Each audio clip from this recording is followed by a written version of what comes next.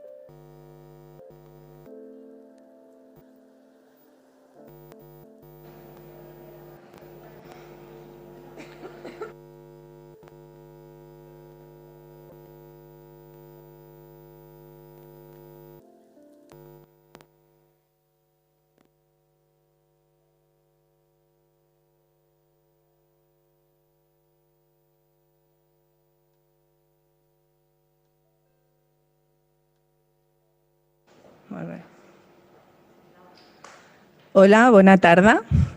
Benvinguts i benvinguts. Good evening. Welcome to our cultural center called Alborn. We are delighted to have you here in person, and also those of you attending online and on the other side of the pond. And we move on with our cycle references that has been programmed by our cultural center. And today we focus, well, throughout the cycle, we focus on contemporary pedagogies, and today we focus on feminist pedagogies. We basically want to have this cycle is connected with an exhibition that we have on here at the center.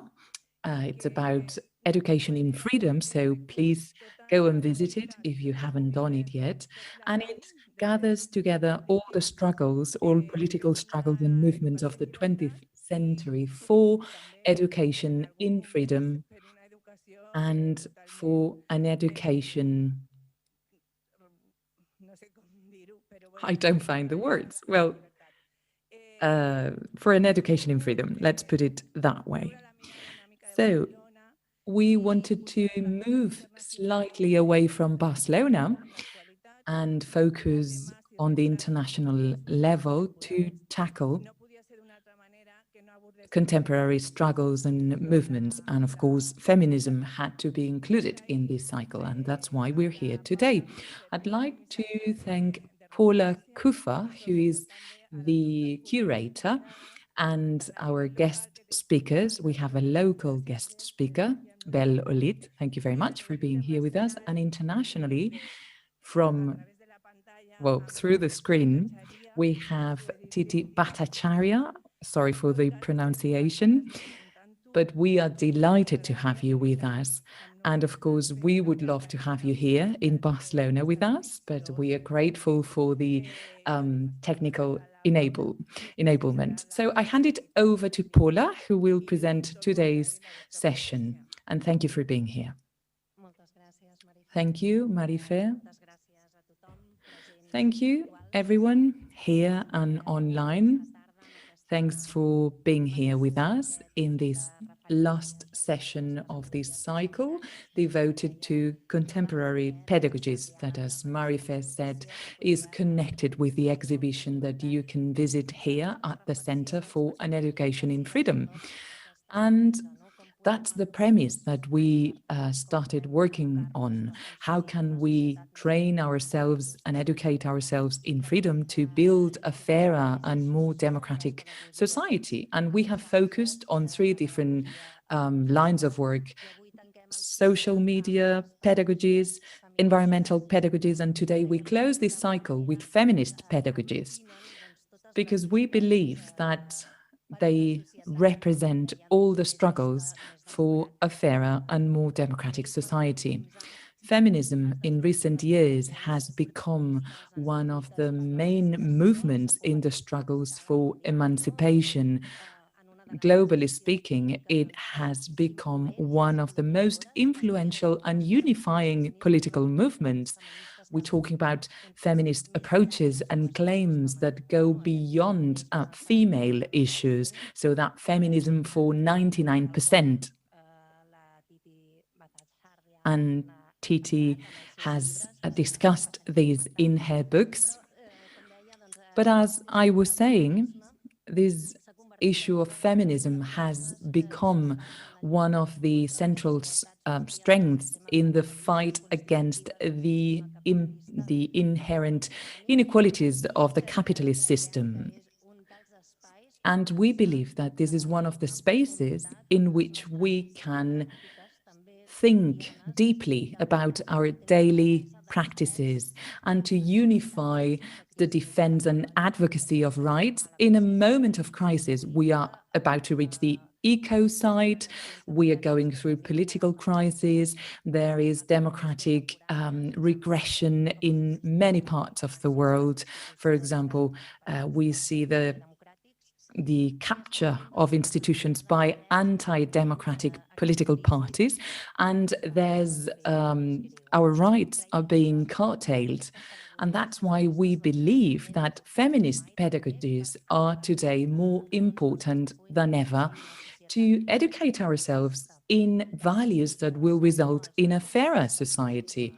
And of course, to stop prioritizing the profit of the extractive, financial, productive system of today, to stop putting that at the center. And we should be able to build social coexistence frameworks in which people are at the center and life.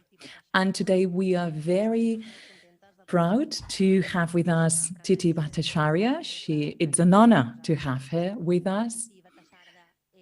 She is a professor at the Purdue University, a professor of South Asian history. She was one of the organizers of the 2017 International Women's Strike. She has widely written about Marxism, social reproduction theory, and gender. And you can have her books in Catalan, in Tigre de Paper, a publishing house, and she wrote a book with Cynthia Rutwa and Nancy Fraser. This is one of the contemporary manifestos that guide emancipatory struggles today. And we are very honored to have with us Bel Olid too. Thank you very much, Bel, for being with us today. She's a writer, a translator, well known by all of you, I'm sure. She is the author of novels like Una Terra Insolita, published by Empúries. She has written short stories too. and Ben Salvajes, another collection of short stories. And along the lines of feminist pedagogies, she has written children books, and she has written essays, for example, Las ruinas contraatacan, also Pocket Feminism, a survival kit, published by Angla, and many other titles. As you well know, she writes for different media, and she's the president of the Association of Catalan Writers. And without further ado, I hand it over to Titi. And once again, thank you very much, really, for having accepted the invitation to be here with us today. Thank you, and over to you. Thank you so much, Paula, and thank you to the organizers for inviting me. It is an honor and a privilege to be speaking with comrades who have the world's dire condition so front and center on their minds that they are committing themselves to understanding how to heal and cure the planet that we are living in right now and the social forms around us. I want to also thank Bel for agreeing to be in conversation on this important event. And I very much look forward to hearing from you. I wish I had the history or experience of writing for children, because I do think that in our darkening times, that is one of the most important tasks of pedagogy that we can perform, to give these tools to our young as they rise to defend the world around us. Speaking of that, for me, I want to talk a little bit about what feminist pedagogy means for me. Feminist pedagogy for me is first and foremost a framework for understanding the world. It is important to underscore that it is a framework because a framework allows us to filter individual experiences without relinquishing a vision of the collective. Let me give you an example. To many on the left, the question of Palestine, which is right now foremost on our minds, and I stand with you, comrades, as you celebrate the glorious uprising that we see around us for Palestine. But for many of us on the left, the question of Palestine is a question of colonialism, which it is. But Palestine is also deeply a feminist issue. As one of the scholars writing about this, David Lloyd, has argued, and I quote, Israel's war against the continuance of Palestinian life targets women in every sphere. Certainly, it targets women as potential or actual agents of the reproduction of life itself, as mothers and as caretakers, but it also targets women as reproducers of social and cultural life, as if the targeting of women, as so often in colonial regimes, were understood to be the royal road to the destruction of indigenous social and political life, unquote. This framing puts women's work, both paid and unpaid, not just at the center of our understanding of settler colonial violence, but also at the very center of understanding capitalism. This framing, a feminist framing, is, however, not just about women. Women or women's issues are not separable entities that simply need to be inserted into a political problem. For instance, if we are discussing the world economy, we cannot simply say, but how does this or that policy affect women? That is certainly a necessary question, but it is an insufficient one. The way I understand feminist pedagogy is a much deeper reading of women's place in our world. And here we go back to framing. How do we frame the overarching system of capitalism, the way it organizes society, and the relationship it bears to the production of gendered social relations? Let's look at the current pandemic and the elite response to it, and the incredible loss of life that we have suffered through this pandemic. What it offers us is a clear and tragic illustration of the idea that is at the heart of what I write about, which is social reproduction theory. And that idea is that life-making under capitalism always bows to the requirements of profit-making. Capitalism always prioritizes profit-making over life-making. The system only cares about profit because it's the system's lifeblood and motor. However, the system has a relationship of what I call reluctant dependence on the processes and institutions of life-making. The system is dependent on workers to produce commodities or things which are then sold to make profits. So the system is dependent on workers and can only survive if those workers' lives themselves are reproduced continuously and reliably while being replaced generationally.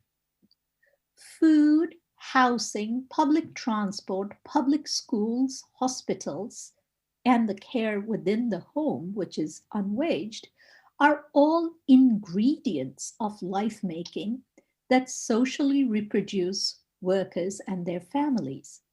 The level of access to them, these life-making processes, determines the fate of the class as a whole, and women still perform the bulk of life-making work globally. So this is the dependence that capitalism has on life-making because it needs workers. But capitalism is reluctant to spend any portion of its profits on processes that sustain and maintain life. This is why all care work is devalued or unpaid under capitalism, while institutions of life-making, such as schools and hospitals, are either constantly privatized and underfunded. This is the major contradiction at the heart of capitalism.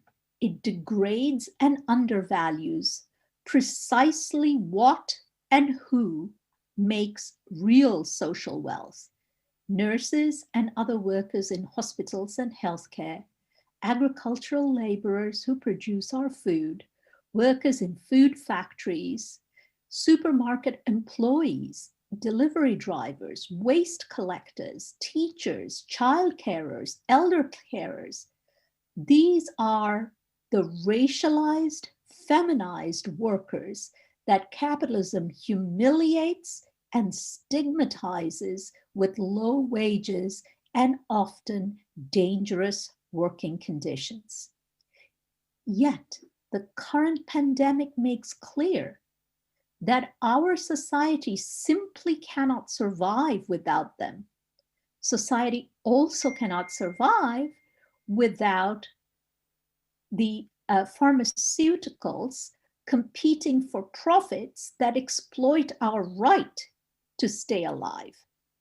So it is apparent that the invisible hand of the market will not make and run a planet-wide health infrastructure, which the current pandemic shows that humanity really needs.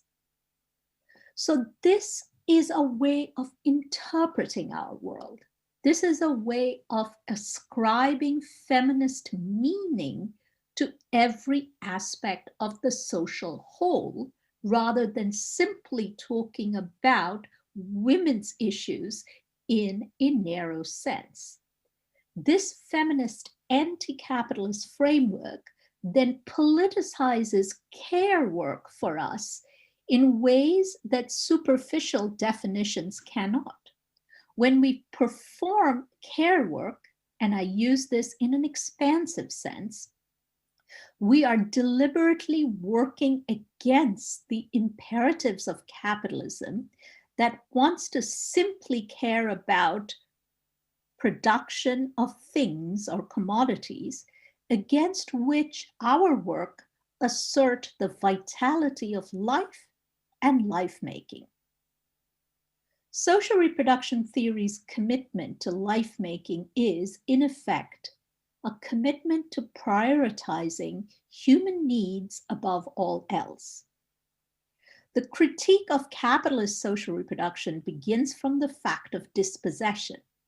Capitalism's initial and ongoing dispossession of the mass of humanity from their means of subsistence through the violent imposition of a system of private property and commodification is at the heart of how and why our life-making and social reproduction is largely privatized and individualized in the first place.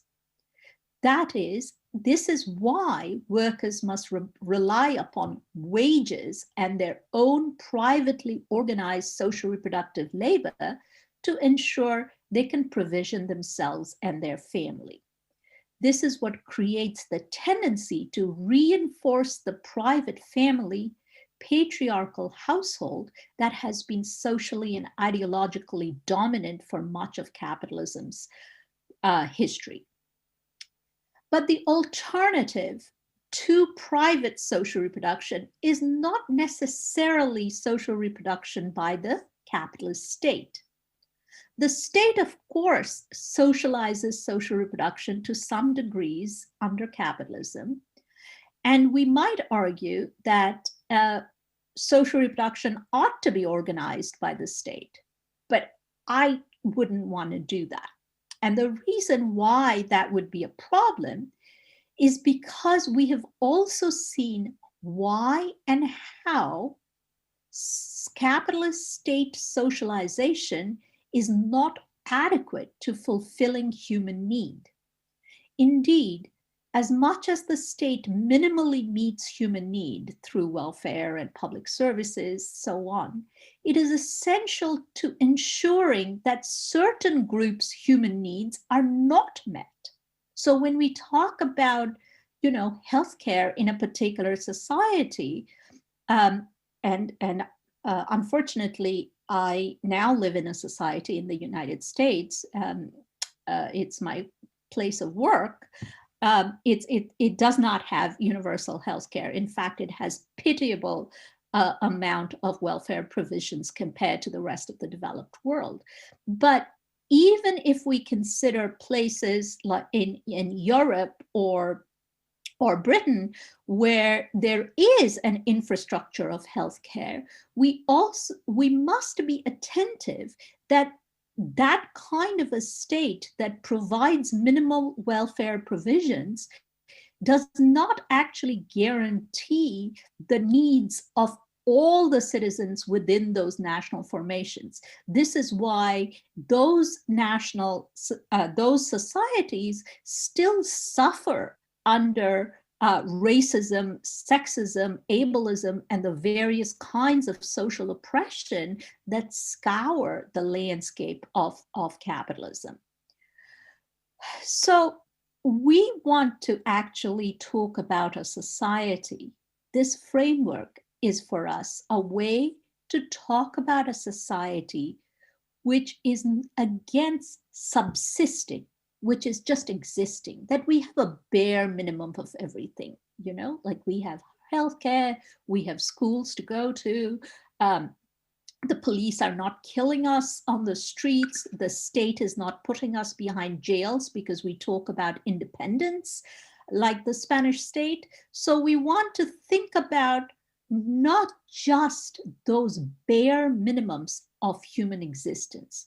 We want to talk about a society in which human lives can flourish, which is very different from simply existing. This framework encloses a political vision that prioritizes the growth and flourishing of living beings, human and non-human, rather than the growth and flourishing of dead things like the economy and commodity production. In order to win such reforms and to sustain them against the inevitable backlash of the ruling class, such a political project must be more than a set of regulatory reforms. The fight must encompass multiple forms of struggle in legislatures, workplaces, and the streets. And care work, in our expansive sense, must be at its center, because we don't need to burn fossil fuels to have more school teachers or nurses. Across the globe, neoliberal policies of privatization and austerity have undermined the very infrastructures of life-making, the elements we need to reproduce our lives, from hospitals that heal us, to schools that educate us, to public parks that provide us with green spaces, not to mention public transport. Meanwhile, the decimation of unions changed the landscape of worker organizing. But the fight against capital didn't end. It just shifted arenas. When strike struggles declined, community struggles proliferated. From struggles over water in Bolivia to struggles against water taxes in Ireland, to the glorious struggle against racism in the US and now in Palestine. These struggles have historically been led by women who have borne the disproportionate burden of care. These movements demanding social provisioning or the right, as in the case of Palestine, to a flourishing life, should be seen as tentative blueprints for a new political vision in three crucial ways. First, because they give us a sense of what kinds of social goods we need to reclaim them for the many. Second, because the scale and militancy of the protests provide roadmaps for how to get them.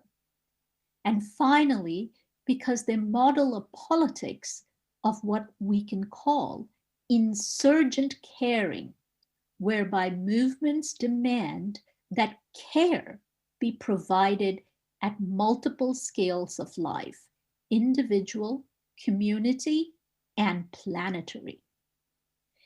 In this context, every teacher fighting against school closures, every nurse fighting against lean production is actually trying to heal the injuries of class. Caring in this expansive sense of the term is a political phenomenon, and the crisis of care is a deep-rooted attack on working class life-making. This is why globally care work has emerged as a strategic front of working class militancy and has blurred the boundary between community and workplace struggles. In the global north, we have workplace struggles of migrant workers who perform the bulk of care work in homes and hospitals, along with strike waves led by teachers and nurses. These are joined by community struggles for clean water, clean air, most often led by communities of color, exposing the deliberate racialized poisoning of the environment by capitalism. Capitalism has stunted our imagination about the possibilities of public goods, conjuring up nightmares of housing projects in ruins and crumbling transportation systems infested with rats.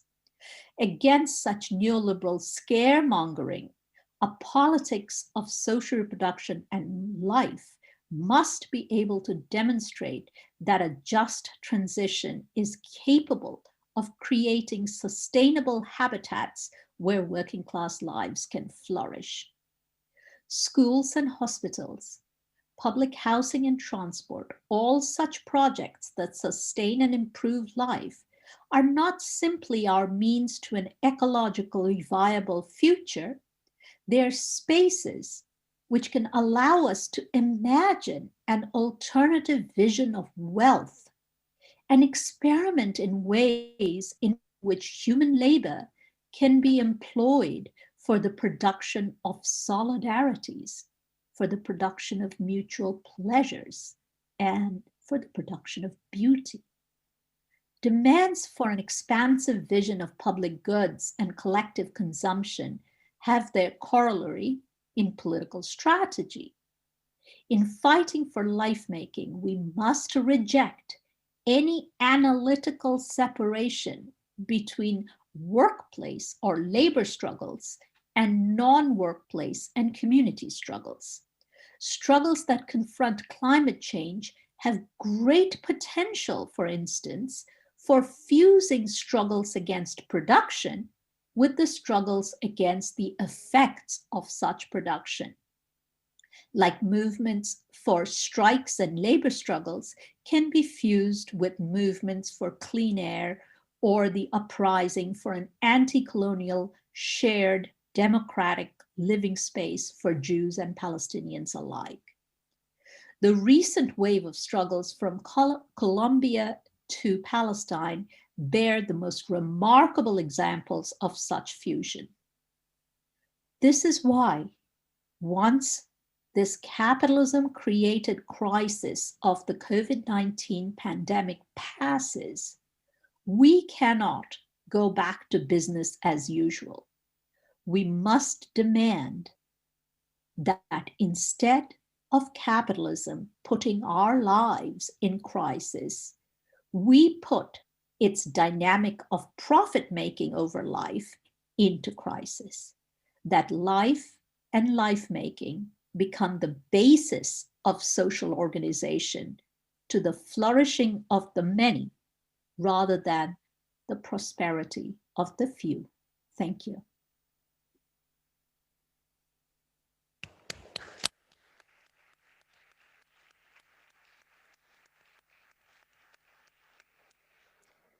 Moltes gràcies, Titi.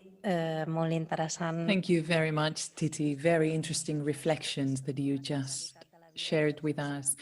So the centrality of life above the profit and benefits of a minority, which is, as you said, the basic oppressive structure of capitalism.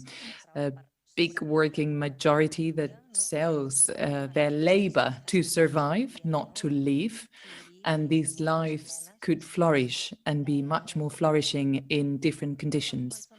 Well, to start up and kick off the dialogue with Bel and between you on the basis of the many ideas that you have brought up, well, the framing that you were talking about, of course, we need to take on a feminist gaze, a feminist angle to look at the capitalist system. So one of the many questions that crossed my mind is the following: whether capitalism, can we live in true democracy, in true fairness?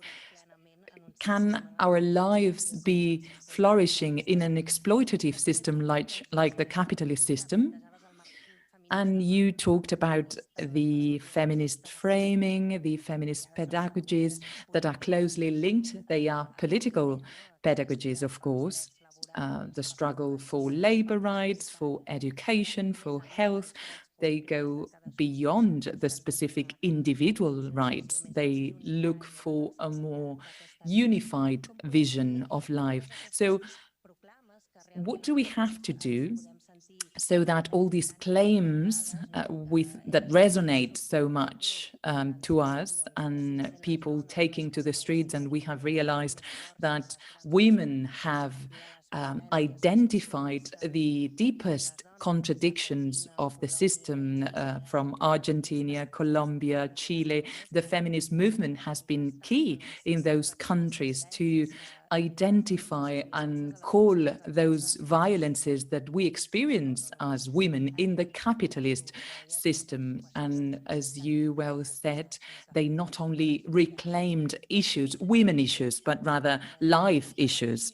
So how can we disseminate the feminist pedagogies in schools, in our more private spaces? Which would be the way? How can we land all of these? How do we go about it? And I leave it up to you both. Bel, would you like to start? I'll speak in Catalan, but if at any point it makes the dialogue difficult, I can switch to English or whatever is needed. So I was thinking about this feminist framing to understand the world. To me, it has to be anti-capitalist. To me, there is no feminism that is of a capitalist nature, because capitalism goes against life, so you cannot be feminist in that sense.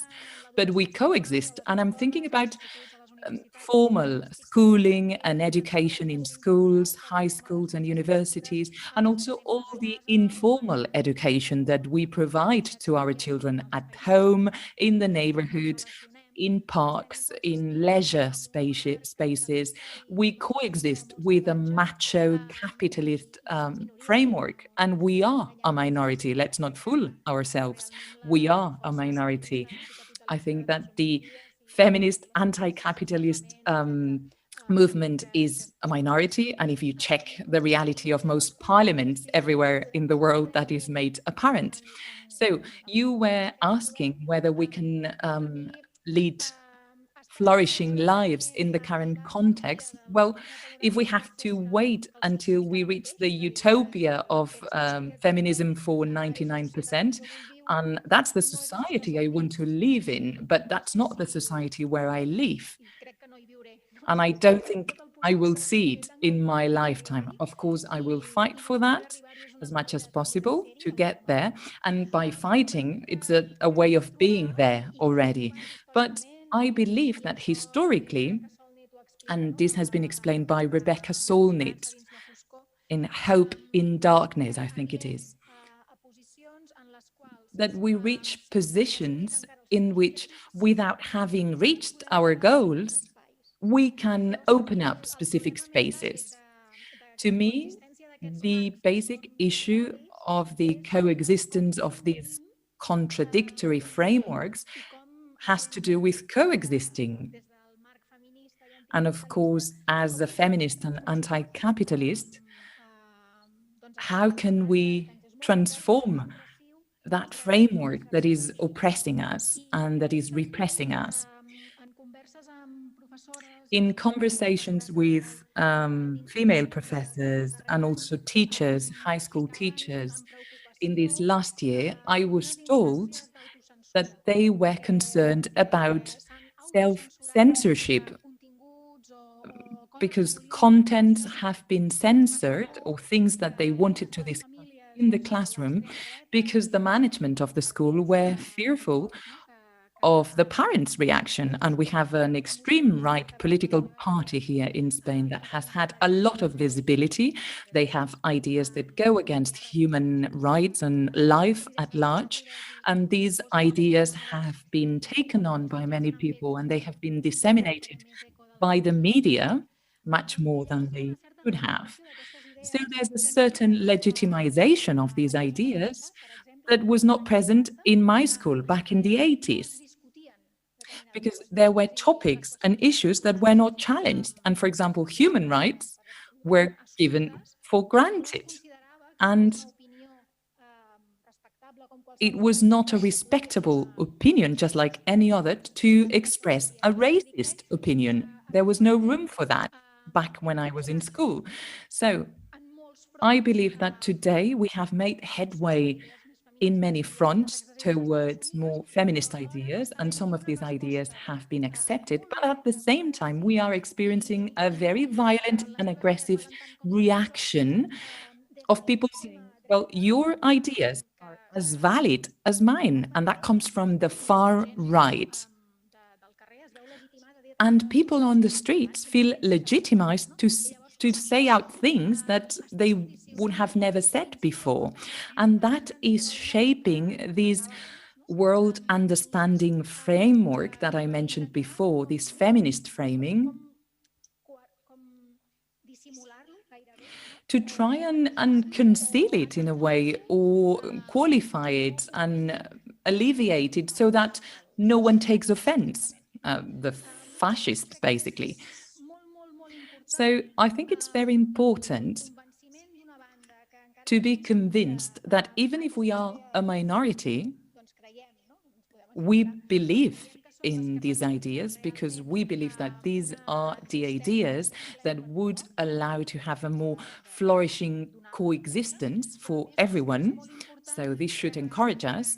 But apart from that, in this care work, complete care work, for example, parents' associations must tell teachers that we exist, that we are there.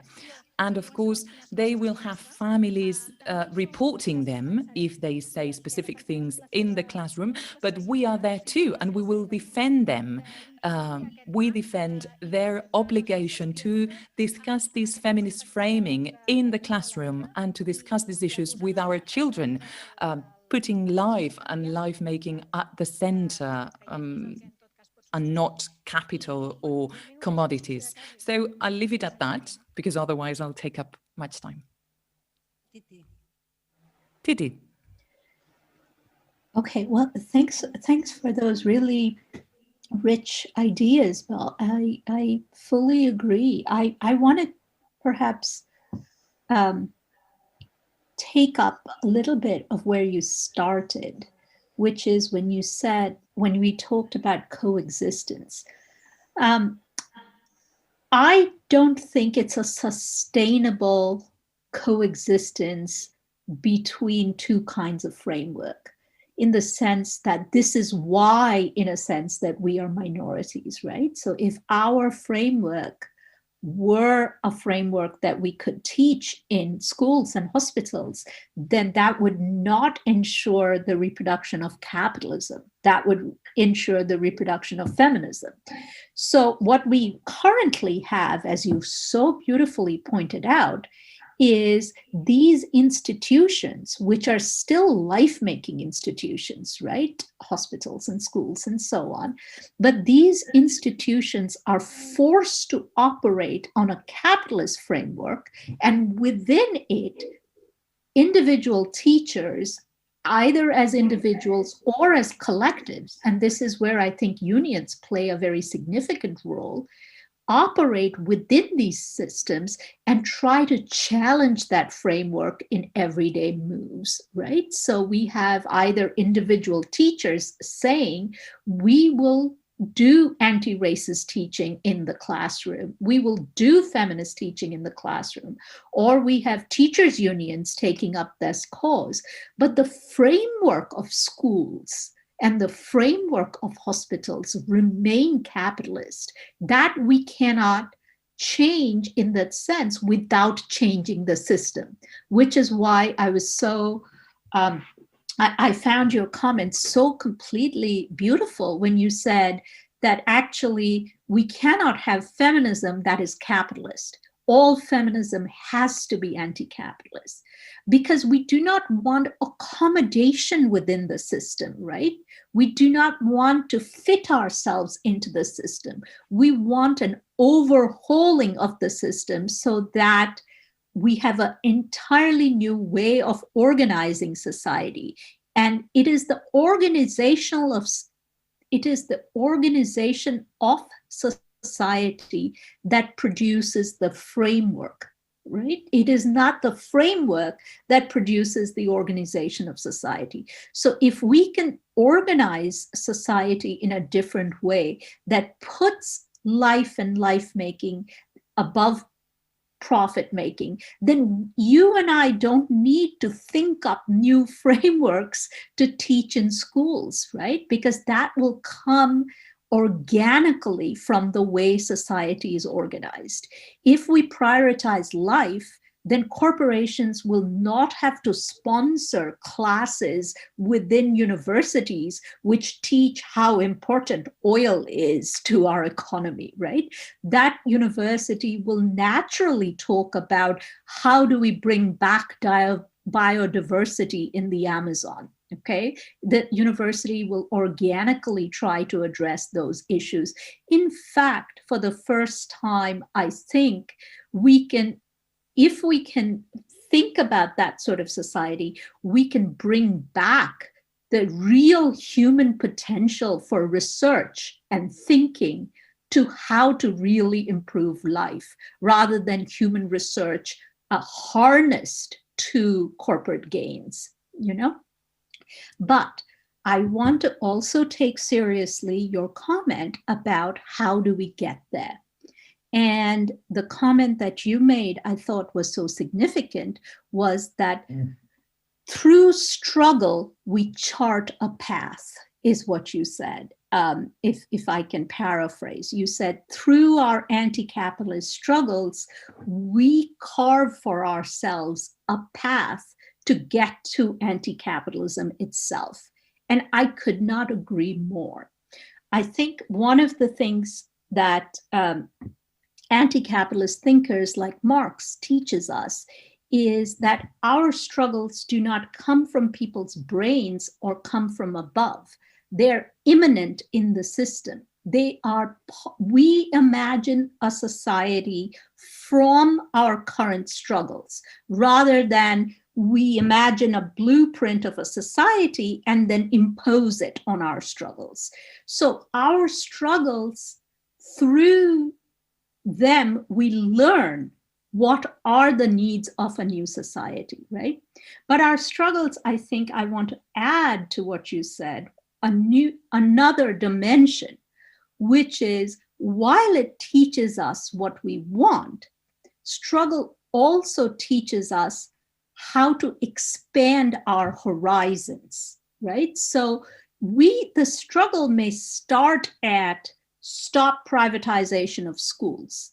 It may be a small, modest struggle, but through that struggle, it may expand our horizons of possibility, and we may say, well, stop privatization, not just of our school, but of the whole school district.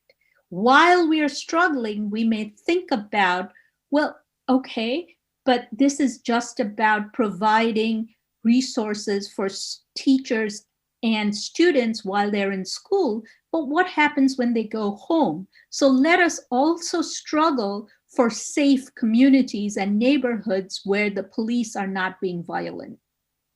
So in other words, when we struggle, we expand our horizons of possibility, and we constantly demand more from the system, thereby pushing the system in a particular way. That is another role that I see of struggle. And similarly, and lastly, I think one of the things that I really, really agree with what you said, Bel, was this, when you said, parents' committees need to stand up for our teachers and say we defend their work in the classroom. I think in the days forward, we must adopt in our lives and our teaching and our struggle the slogan from the feminist strikes, which was, solidarity is our weapon. That is the only weapon we need, which is the sharpest weapon in our arsenal to actually face the multiple predation of capital, because it is through solidarity between social movements that we show the violence of capitalism and the possibilities of a new future without it. Gràcies, i en aquest sentit... Thank you. And in that sense, I was thinking about this constellation of struggles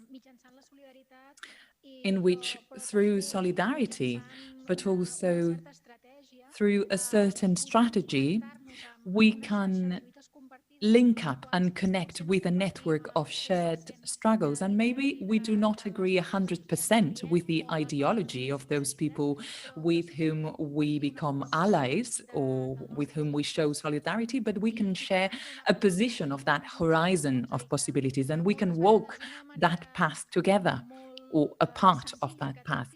And it's a very easy way that the system has to resist, to tell us what you want is impossible. That's what the 99% manifesto says. We will never get there. Maybe we will never get there overnight, right? But if we achieve this today and tomorrow we achieve that and the day after we achieve that, and I can join you in your struggle with that, and you can join my struggle in that thing that we share, that's the way of making headway and creating that path, charting that path, as you said. So something that we have learned from climate change precisely is that the perspectives that we had 30 years ago about which would be the situation today had we not changed anything, it was about extinction, really. And changes have been made, but they have been insufficient. They have to be more dramatic changes, but there have been some changes which have changed the things for which we have to fight.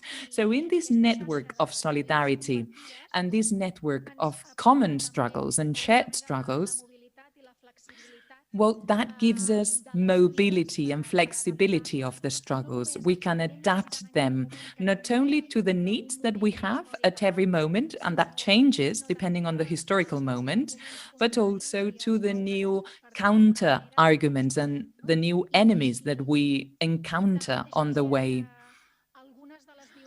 And just like some of the violences that we experience today, 20 years ago, we couldn't have imagined that we would be experiencing these violences. And some rights that in my adolescence were taken for granted, they are endangered again today. So it's just incredible that 30 years on, well, things that I could take for granted in my teenage years, they are now in danger and are a concern to me. So we have to go back to specific struggles and reinforce them. And the opposite is true too. We have improved in some aspects that we never believed we would improve in. And we need to acknowledge the tiny victories to instill energy in ourselves to keep up the struggle.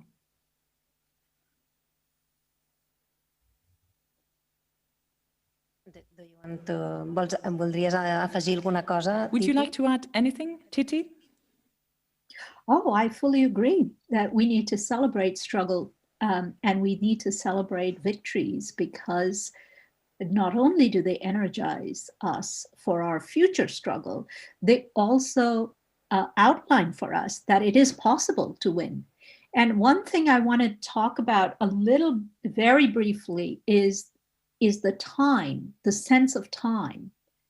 And what I want to say is this: sometimes we think certain things can unfold in a gradual way, that today we win the women's right to vote, tomorrow we win a women's right to divorce, the next day we can win a women's right to against domestic violence, and so on. These can be incremental victories, and that is certainly true. But during mass uprising, ideas and attitudes can change overnight, and time seems compressed during that time. So I want us to also take hope and take a sense of solidity and stability from struggle, in the sense that, before 2017, before the historic marches that we have seen all over Latin America, the global South, even the US, of women's strikes and feminist movements, there were certain ideas that just seemed impossible that it would become part of common discussion in public. Questions of believing women against the testimony of a rapist, the question of femicide, the question of colonial violence against women, the question of women being 80% of climate migrants, people who are fleeing their homes because of the climate crisis, 80% of those migrants are women. These kind of questions seem to be topics of discussion amongst sections of the left. But the feminist movement brought these questions into the mainstream. And today it is not surprising to see mainstream newspapers discuss these. So that's something also that struggle does. It compresses incremental increases and gives us a sense of a future where anything can happen overnight. So I think that that sense of time and the blessing that struggle temporality gives us is something we should be attentive to. Potser abans parlàvem de Palestina We were talking about Palestine before, and I think today we cannot overlook what is happening in the southern border.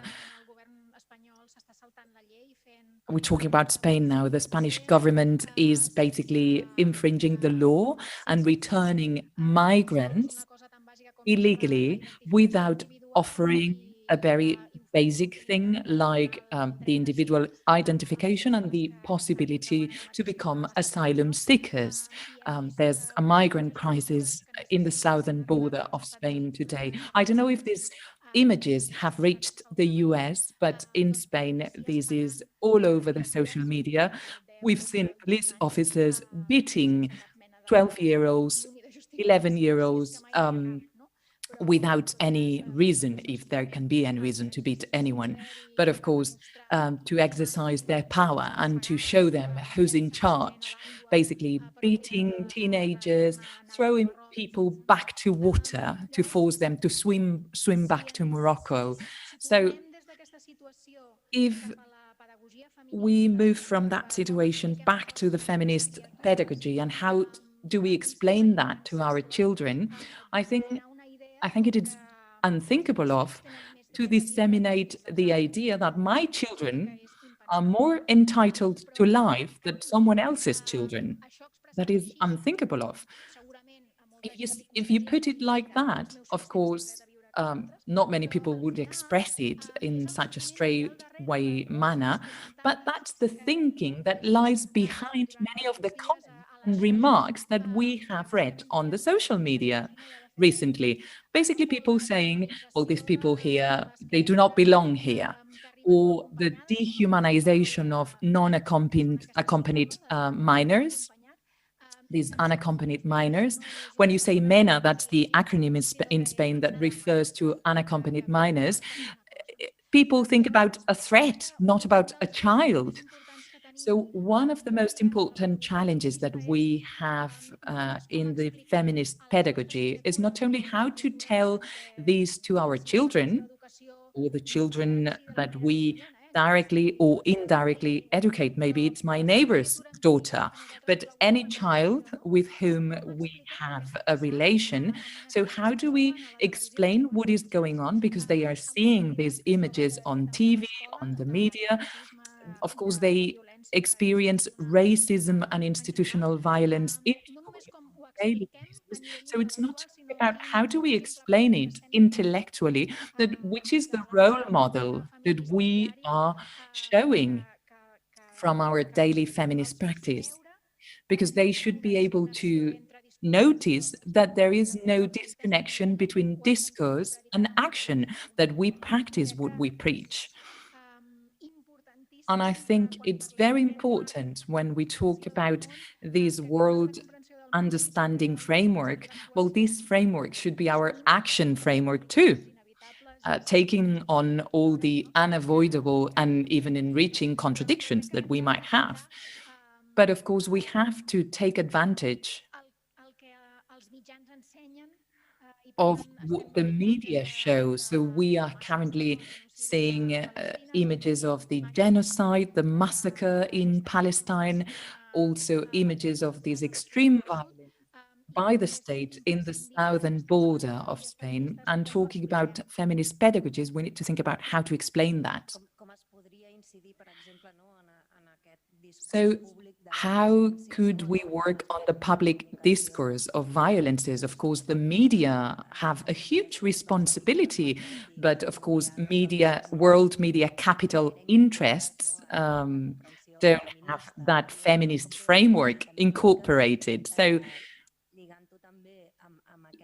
let me link this up with the majority that has to feel represented by feminism, that 99% that we target our feminism that includes so many struggles. So how can we allow them to feel identified, that the word feminism resonates with these 99%, because feminism is fighting for housing, for education, for health, for environmentally friendly public transportation, clean air. And that is shown in our societies, in the small democratic spaces that we have called elections. And people are voting political parties that we thought it was impossible that they would gain any ballots, any votes. And as Bel said, 20 years ago, we took some rights for granted that are being challenged today. So how do we operate in this framework in which we don't have much influence, maybe? Well, the strike, of course, is a possibility. That's an inherent struggle aspect of the initial proletariat struggles. So the strike is once again a tool for struggle and for visibility on the media. So if you see millions of women on the street, well, they will be on the media. But of course, there are devastating silences at the same time. And even when they give visibility to the violence in Palestine or the attacks of the Israeli state against the Palestinian people in Colombia, in the southern border of Spain, how can we influence with our feminist framing on the media, for example, in spaces like the media, which are uncontrollable structures because of the dynamics of the media production? I was trying to expand the pedagogy horizon. These are pedagogical spaces in mass societies. Would you like to talk about the media, maybe, Titi? Sure. So I feel about the media as I feel about elected representatives in parliament, no matter how progressive. I feel that as left-wing anti-capitalist movements and feminist anti-capitalist movements, we do not look for guidance from our elected representatives, no matter how progressive they are. You know, a very great example is Alexandra Ocasio-Cortez in the United States right now. And Rashida Tlaib, a Palestinian congressperson in the United States. And much as I absolutely am grateful for their presence, for the first time questions of detaining migrants in the border in cages, the question of Palestinian violence for the first time is being heard in the highest levels of government. And for this, I am so happy, given the 4 years of hell that we lived under with Trump. However, I also want to draw attention to the fact that the reason the question of migrants and children in cages in the borders of the United States became part of the conversation in the Senate or the Congress, became a part of New York Times stories in the US, is because of the robust work done by the migrant justice movement. If there was no migrant justice movement, these would be shoved under the carpet. These would be shuttled into non-existence in the mainstream media. Palestine is a perfect example. Within days of this current uprising, we are seeing a dramatic change in official circles about Palestine, official circles. Of course, within these kind of spaces that you and I inhabit as comrades, Palestine has always been a guiding light for anti-colonial struggle. Just as the Catalan struggle against Spanish oppression has been a guiding light in many sections of the left. But I am talking about this current uprising forcing a change in the discourse of the media as well as the discourse of ruling elites.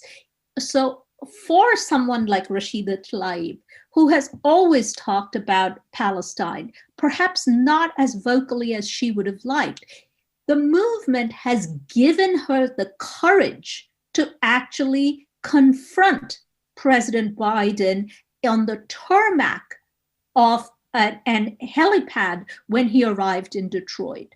This is not, I do not think Rashida Tlaib would have done this act of confronting a president in the tarmac if it wasn't for this extraordinary struggle that we have seen erupt. So my thought about the New York Times is the same as my thought about democratic bourgeois spaces. Okay, we use democratic bourgeois spaces as much as possible. I have written for The Guardian, but the point is, we cannot make the New York Times change its policies or the Spanish state change its policies through appeals to them. These entities under capitalism will only allow our voices when we force our voices in. And that force only comes from struggle on the street. It does not come from electoral gains. It does not come from, kind petition and letter writing. I don't believe that. Those are all keys to struggle, and I will do all of them. But real change can only come from disrupting the system. When the system realizes that business cannot go on as usual, only then will it actually give us what we need. This is why I always go back to Martin Luther King's words about riots. He says, riots are the voices of the voiceless. Okay, so because riots force the entry of ordinary people into history making.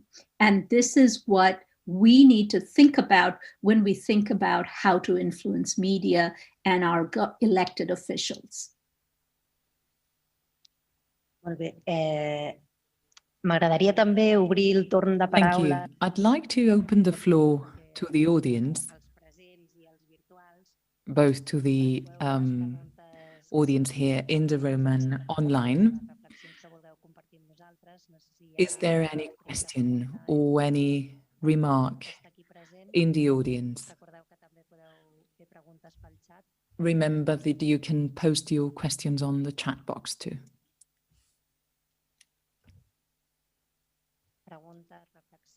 Any questions, reflections? Let me share a tiny reflection. You don't see this auditorium, but most of the attendees are women. Oddly enough, we say that feminism not only includes women, that we're talking about sustaining life, actually, so sustaining humanity. But when you organize an event on feminist pedagogies, well, the turnout is nearly all female, as if men don't feel concerned about these or affected. This is an obvious thing. It's not a novelty, nothing under the sun. But we know by experience that those of us who have been socialized as women, we have been educated to be meek, well-mannered, and silent. Very often we find it hard to voice our concerns and to speak up. So I'd like to encourage you to overcome that shame or that very invasive thought that tells us, I'm about to say a stupid thing. And most men would just speak up, whatever would cross their minds. So feel encouraged. Go ahead. Come on. So we have a saying in the feminist section of the academy, where in the US anyway, is whenever my PhD students go in for a job interview or an interview for a fellowship, I always tell them, have the confidence of a mediocre white man.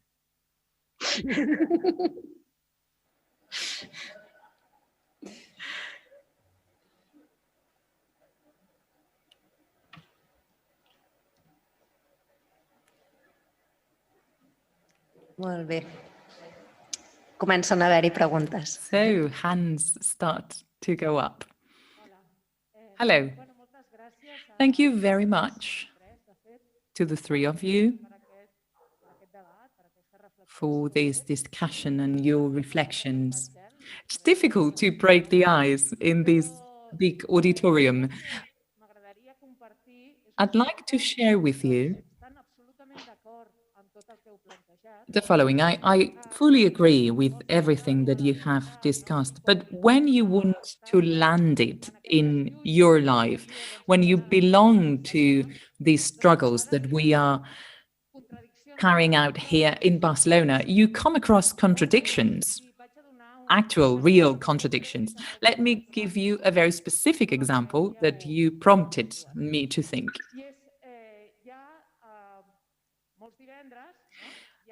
Many Fridays, there is a school uprising, so to speak, in Barcelona, organized against pollution and for a friendlier city. And that is organized by schools, by parents' committees. But when we want to expand that struggle, which is a very legitimate and very shared struggle, to other sectors that are far away from the school space, then we come across realities of people, for example, who work in industrial sites that are very far away. They have very low wages. There is no good transportation to those industrial sites. They cannot change their car for an electric car. They cannot pay for a parking place to avoid parking on the streets. They cannot use specific streets to walk to their workplaces. So how do we solve this right to life? Even if it is a precarious life, how do we ensure the right to life of these people who have to commute to this very far away workplace with the right to a healthy city, the right to life? So these people need the car, for example, right? So a more feminist struggle encounters the reality and the contradiction of this reality, of these precarious lives. And sometimes when you come across the neighbors of your same district that belong to the parents' committee, but they have these jobs, well, that generates a series of contradictions that are not very easy to solve and to overcome. In practice, I'm not talking about the theoretical level, we agree on that, but when you put it into practice, you see the contradictions. Well, about that, if I may, well, the struggle for a more reasonable public transportation system that reaches everywhere. I live in Badalona, which is a municipality close to Barcelona, and for some time I worked in a university, and it took me 1 hour and 40 minutes to get there with public transport, and by car it took me 15 minutes. Well, you can see it's quite a different time investment. And I'm not talking about faraway industrial sites. I'm talking about a university and a middle-sized municipality. We know that most public transport users are low-class, working-class women who have to commute to precarious jobs. So it's quite a clear struggle to me, and it's a fully feminist struggle, the struggle for reasonable public transport with an affordable price and a public transport network that takes us where we need to go, not where they want us to go. So the contradiction can be solved here by putting together both struggles or both elements and fighting together for a reasonable public transport network. You just mentioned the case of Barcelona, but if you go to other places, it's awful, it's devastating. I've lived for 14 years in a village close to Manresa, not a big city. There's only one train every hour that always runs late. And in the last 30 years, they have not increased the frequency nor the speed. So technology is advancing, but it doesn't reach those places. So the excuse not to increase the frequency of the trains is, they say, there are not enough users. Well, because there are no trains. What is it? It's the hen and egg thing. So as Titi said before, we must not be confused. Struggles are not independent or separate. They are codependent. They go together.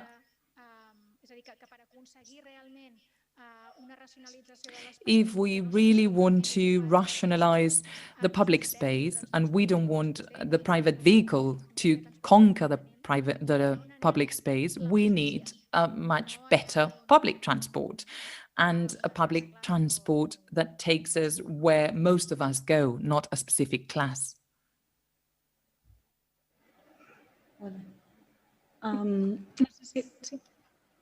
I cannot obviously comment on Barcelona, but I fully agree with Bel, the way you have conceived it, that if we're going to struggle for a clean city, we must include in the struggle those who have to depend on fossil fuels or the cars, and try to come up with a manifesto of demands upon the state and the government as to how both of those can be achieved at the same time. Because actually setting up a grid, a public transportation grid, is actually a feminist demand.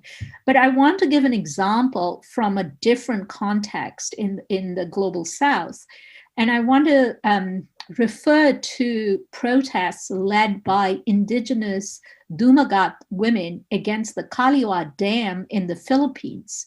So the dam, the Philippines is ruled by a Trump-like man called Duterte, who has, sort of the similar kind of politics as Trump and Bolsonaro and Narendra Modi from my own country of origin. So this protest led by the indigenous women actually posed a threat not just to the Duterte regime, but to the entwined crimes of territorial dispossession, climate crisis, and gender violence. And I want to explain how by sort of, again, referring back to the question that struggles are not segregated. So this multi-million-dollar dam project was to be built by Duterte with a loan from the Chinese government. And this dam will destabilize the ecosystem of the Sierra Madre forest, displacing hundreds of indigenous communities from their ancestral land, and create the conditions of extreme poverty and insecurity for the women of these communities. And as we all know, such conditions are actually the breeding ground for gender and intimate violence. So, the women actually staged this protest against the Kaliot Dam, but in doing this protest, they were drawing attention to the multiple crimes of capital. So one is obviously the imperial ambitions that China has in this region to expand extractive industries through the dam. The second is the ecological violence that the dam will do to biodiversity in the Sierra Madre forest. And the third is the potential of gender violence that will undoubtedly be visited upon these communities if they were forced into a regime of dispossession, poverty, and difficult conditions of existence.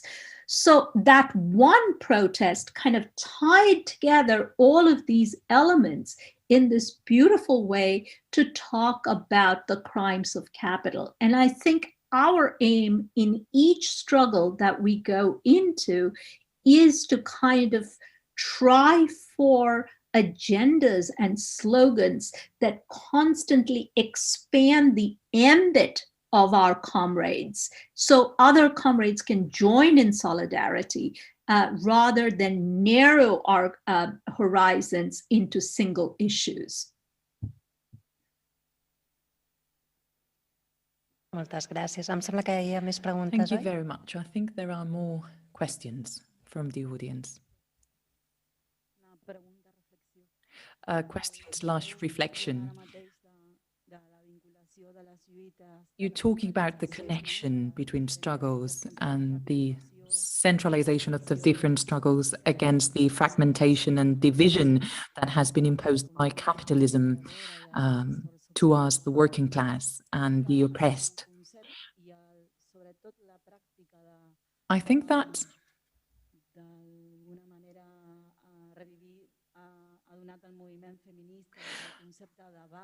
this notion of feminist strike that has been supported and created by the feminist movement has meant quite a step forward,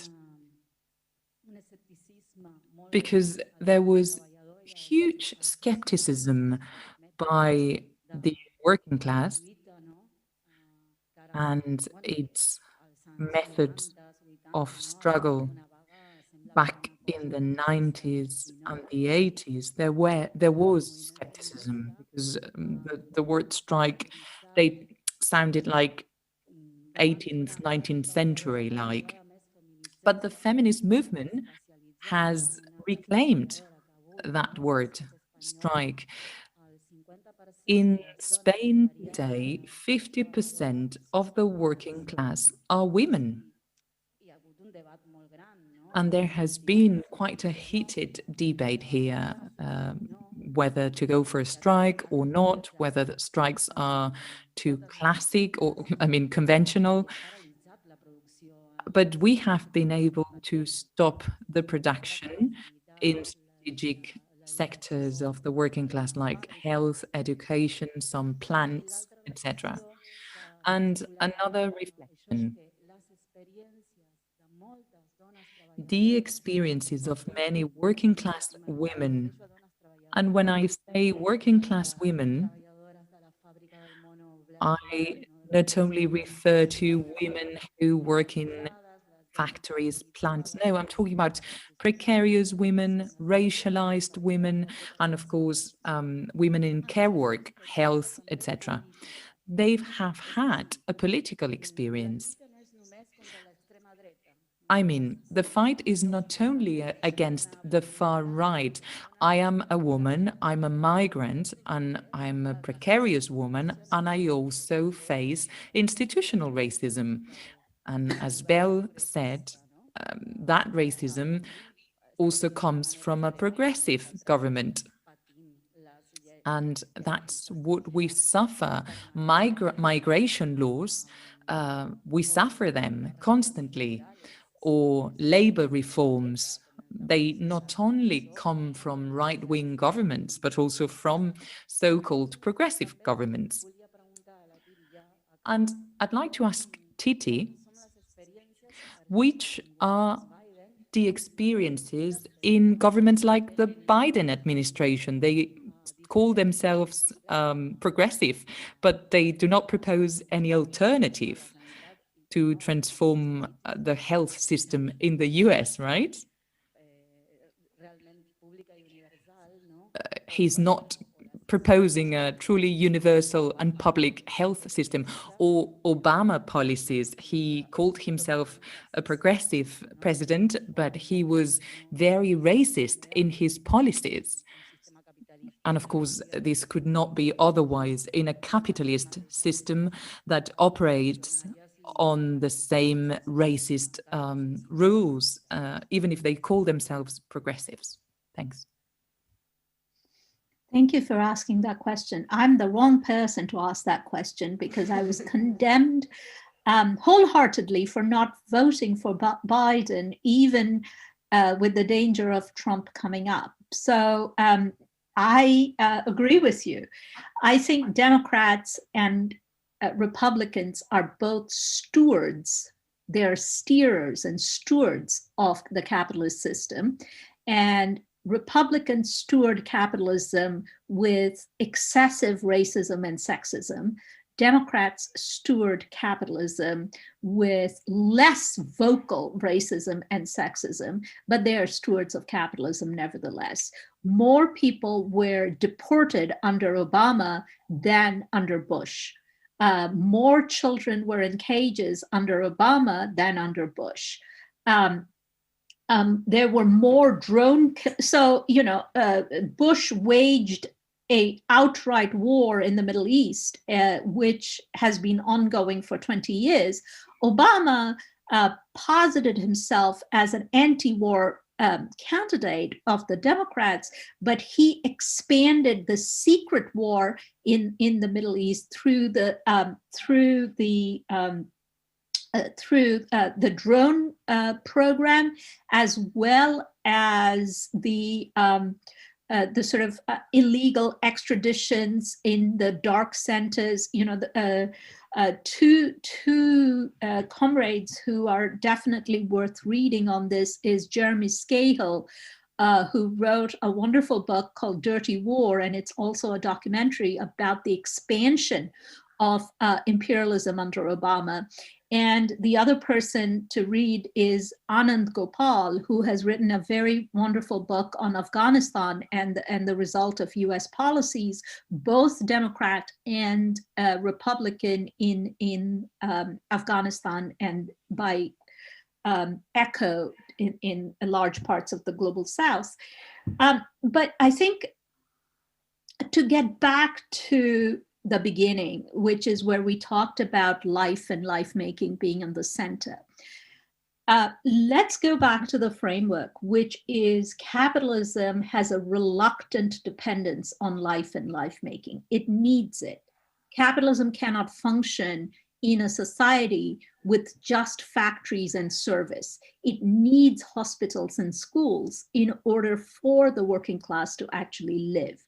But it does not want to spend any money on those institutions, or rather spend as little as possible in these institutions. So what does this mean? It means actually capitalism devalues life on a constant basis, and it produces some lives as different from others. And when I say produces life, I mean that in a literal sense, in the sense that Black lives or migrant lives are reproduced differently in the United States. Just to give you an example, housing for migrant families are smaller than those of white families. Schools where migrant children or Black children go are less resourced than those in white, and definitely those in wealthy neighborhoods. So some people's lives are reproduced from birth in a different way than other people's lives. And this is what the devaluing of life does. However, before we rejoice, those of us who are not migrants, those of us who are perhaps not in those conditions, let us remind ourselves that when you devalue some lives, the effect of it is a devaluation of life across the board.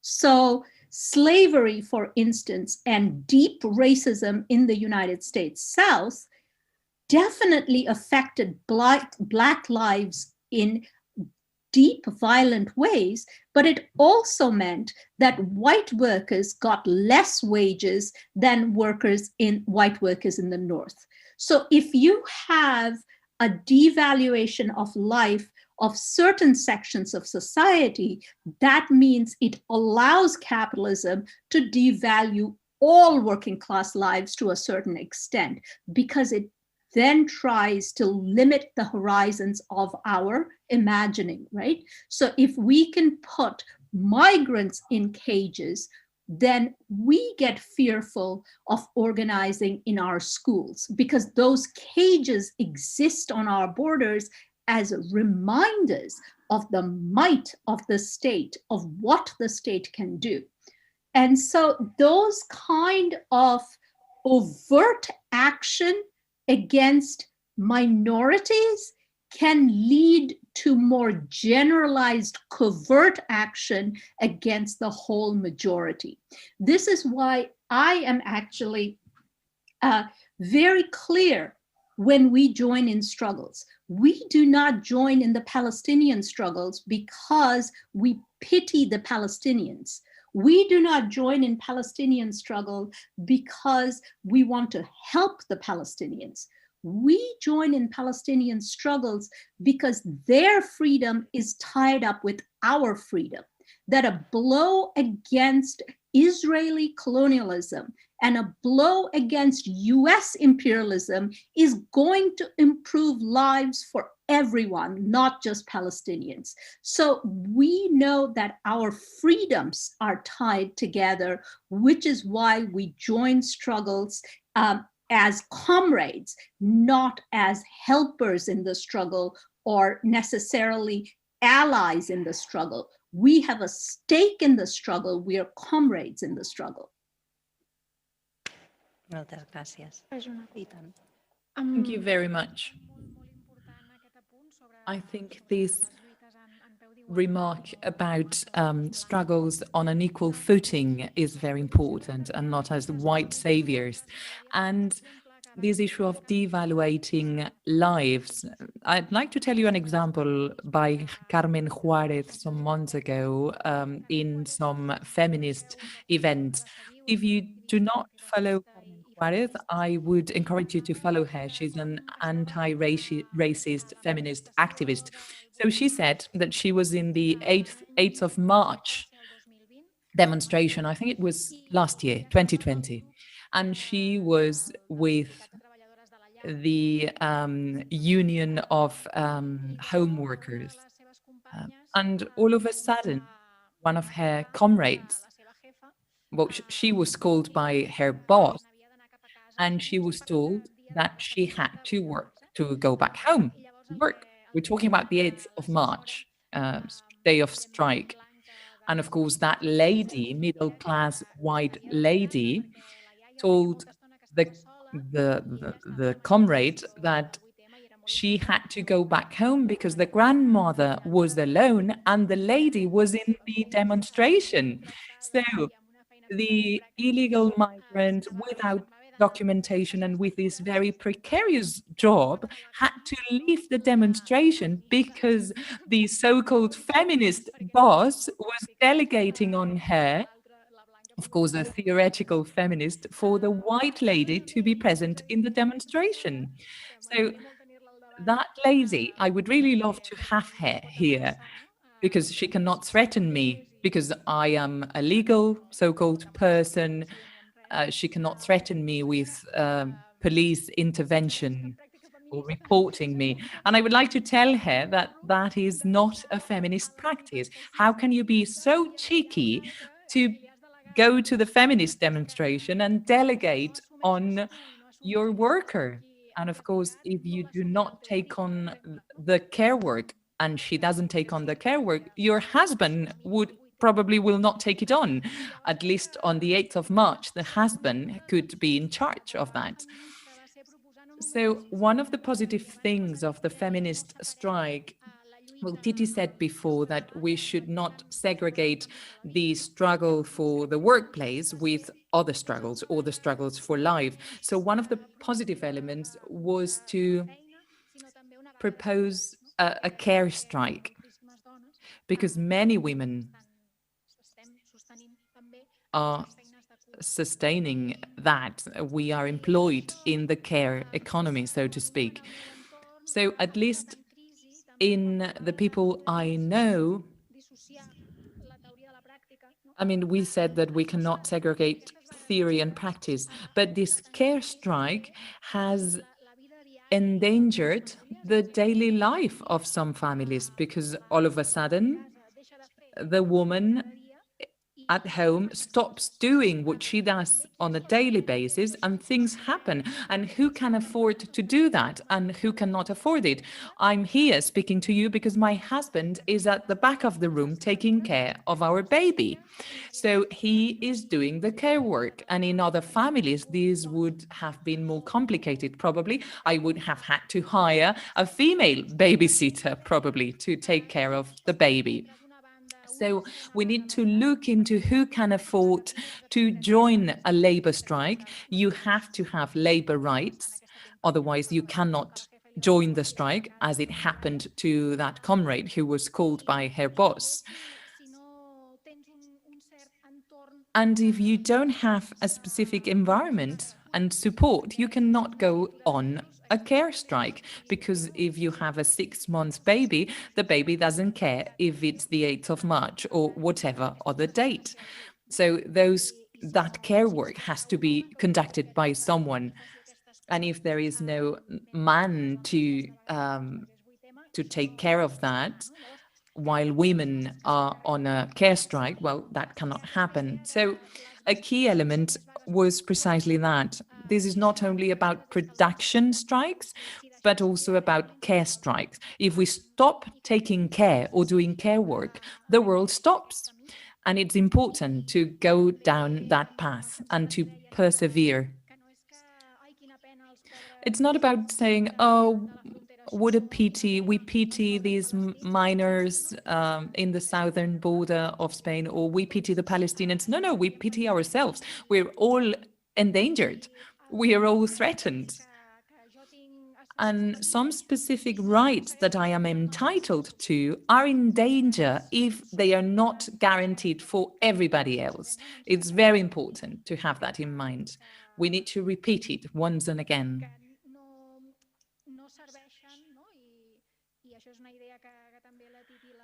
And this is an idea that Titi discusses very much.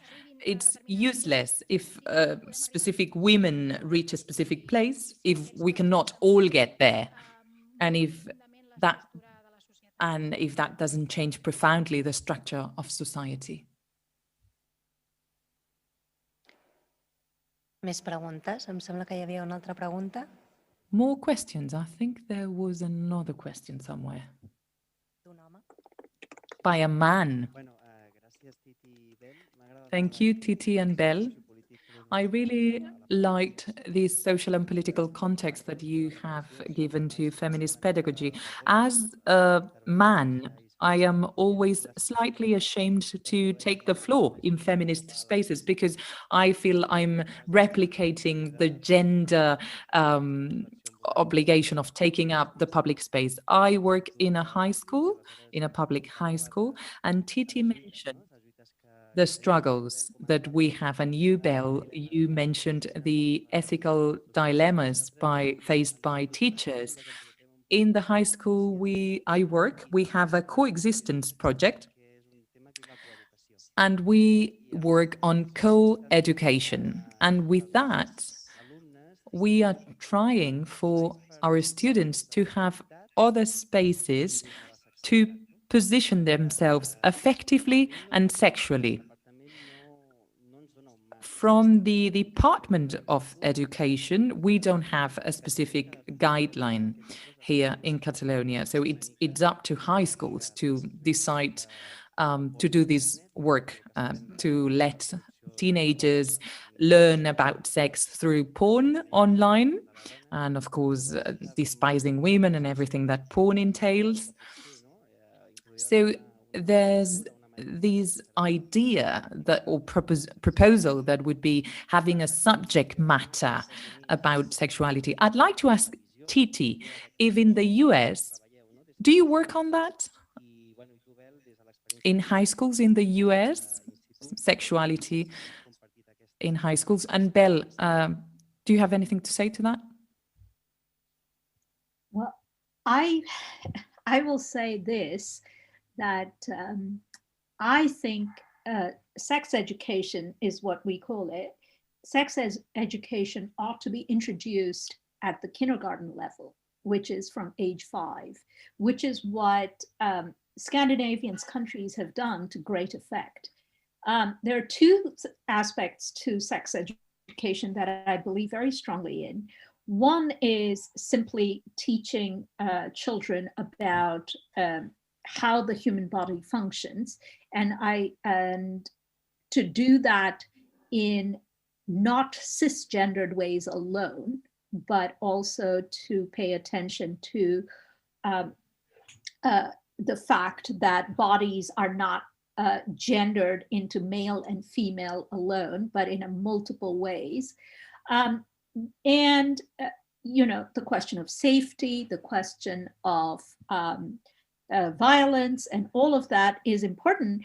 But I think one of the things that is very important for children to get used to is that sex is also a pleasurable activity when it is of mutual consent and pleasure, right? So sometimes with my own daughter, I realized at age, when she reached age 10 or 11, that between myself and the school system, we have been teaching her about safety and sexual violence alone. And this I then chose to intentionally correct, that we cannot simply teach children about sex as danger. We must also teach children about the pleasures of sex and the multiple forms that sex can take, along with, of course, equipping them about the danger. To your more specific question about sex education in the US, so first of all, the US is an extremely conservative country when it comes to sex education. So there are no federal mandates. So there's no centralized federal mandate on sex education. It is dependent on particular schools. So, particular states. So certain states teach abstinence-only sex education. Okay, which is tremendously dangerous for teenagers as well as anybody else availing of such a framework. Others, so for instance, my daughter's school, we have to sign a consent form for her to attend sex education from the age of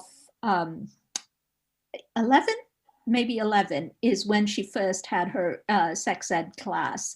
But we had to sign a consent form as parents, allowing her to be in that class, in which means that it is a choice. So if parents felt that she didn't need to, or their child didn't need to be in the sex ed class, then they had the right to withdraw their student from such a class.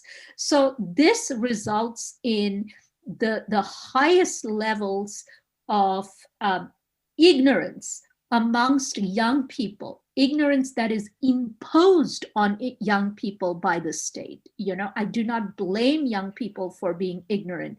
It is imposed upon them by religious groups and the state, and it has very, very dire consequences in the United States.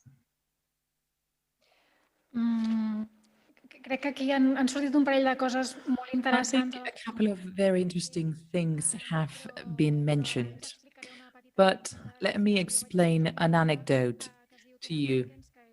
I wrote a book for young people. Tina Franken is the title. It's a coming of age kind of book. And about 8,000 things happen in that book. The main character is a young woman. She has a series of scars on her body. And there's a chapter in the book, and this is a book that targets 15-year-olds. And in a chapter in the book, she masturbates. It's just a scene. It's not pornographic at all. It's a scene in which the contact she has with her body is explained and the acceptance of her body. And that is exemplified with the pleasure that she can feel by cuddling and touching her body. So my book, Tina Franken, has been censored by some schools, by some private high schools, because of that scene.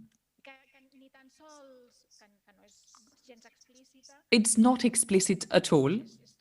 I can tell you that. It's as subtle as a masturbation scene can be. And I was wondering in how many of these private high schools they had censored books with rapes in them. And how do we talk about sexuality to young people? So why are we not ashamed or concerned about exposing young people to rape or to sexual violence, very explicit sexual violence, but we are kind of unsettled by a masturbation scene? I think that most teenagers masturbate. It's a moment of pleasure, of body acceptance. And along these lines, I'd like to touch on the importance of destroying private high schools, not because they censor me, but yes, it's another reason to do that. We should do away with private high schools, because if as a society we live in the hands of private interest, what is told in the classroom, and we do not decide it as a society, we are stealing from young people and children their right to education. That right belongs to these children and young people, not their families. The right to a reasonable sex education, a sex education that is pleasure-based, freedom-based, based on the quest for pleasure and willing to share pleasure and desire. That's a right, an entitlement of young people and children, not their families. All of us who are not cisgender or heterosexual, who have been brought up by homophobe families, we have experienced the high school as a coercion space or a freedom space. And as a society, we must provide this haven, this safe haven to people who are not cisgender and heterosexual. Of course, you do not become homosexual or non-binary when you turn 18. No, you were that when you were 3. So we have experienced violence. So if we guarantee the right sex education for these children and young people, fine. But otherwise, if we make it dependent on families, we are preventing them from enjoying this right. It's their right, not their family's right. So I think it's very important to fight for a single public school and high school network. Everyone should attend a public school and a public high school, and religions should not play a role in that. We should decide what is taught in the classrooms, because other approaches are totally disconnected from the bodily experience of most people. Another issue, another matter. How do we open up spaces in which we can have a dissident experience of sexuality? And teachers should play a key role here by being visible. We know by statistics that about 20% of the population is not heterosexual, so we can infer from that that 20% of teachers are not heterosexuals. But 20% of teachers do not come out in the classroom. So it's not only a responsibility of teachers and an act of generosity by non-binary, non-cisgender teachers. I think that it's a responsibility of other teachers to create the conditions for these teachers to come out and to speak up freely. So people think about retaliation when it comes to showing themselves as they are in their workplace. I think that this is changing very rapidly, and in 20 years' time, we'll see how things are. But this cisgender heterosexual majority that we see in schools and high schools, they should position themselves and they should speak up and say that that is a safe space for anyone to be whatever they want. When I was 15, I would have loved that some of the teachers that rumor had it that they were lesbians, well, I would have loved them to come out and to say out loud that they were lesbians, just like they told us what they did last weekend. And to me, as a teenager, it would have been really helpful to normalize my desire, my pleasure, and my experience. But for these teachers to be able to do that, they needed a less hostile environment. And that could have been built by their comrades, the other faculty. So it's not only about what we tell to our children, what we teach in the classroom. If we have a specific syllabus in terms of sex education, and the Catalan government has said that we have to teach sex education from kindergarten, because there are many ways in which you can do sex education. And one of them is to tell about your sexual identity or preference. Another one is when you someone says or calls names to someone like fag. Well, you stop that and you discuss the situation. But apart from what we teach them in the class, whether we propose some books and not others, it's very important to realize which is the atmosphere that we are creating, and if we practice what we preach. And if in the school and in high school nobody has come out, what are you telling them? You cannot be cheeky to stand in front of a group of teenagers and tell them that they can feel free not to be cisgender or heterosexual when in that school nobody is openly gay. Okay, thank you very much. We are running late. Would you like to add something, a last remark, Titi?